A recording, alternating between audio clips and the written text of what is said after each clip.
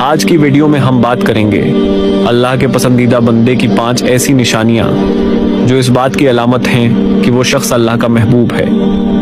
یہ نشانیاں ہمیں اپنے اعمال کا جائزہ لینے کا موقع دیتی ہیں تاکہ ہم بھی اللہ کی رضا حاصل کر سکیں۔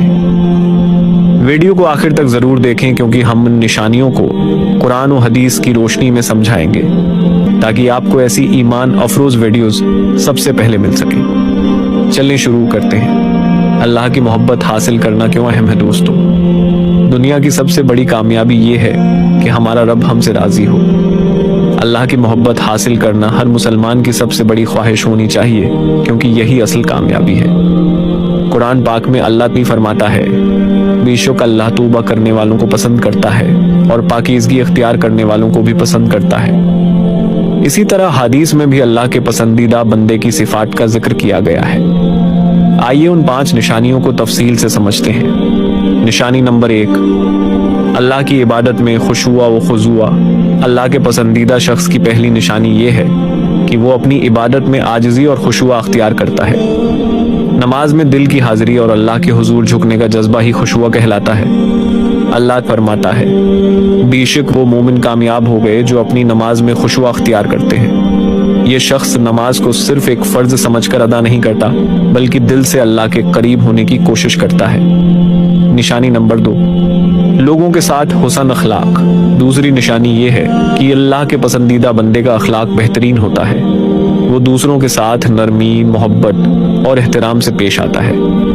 نبی کریم نے فرمایا، تم میں سب سے بہتر وہ ہے جس کا اخلاق سب سے اچھا ہے۔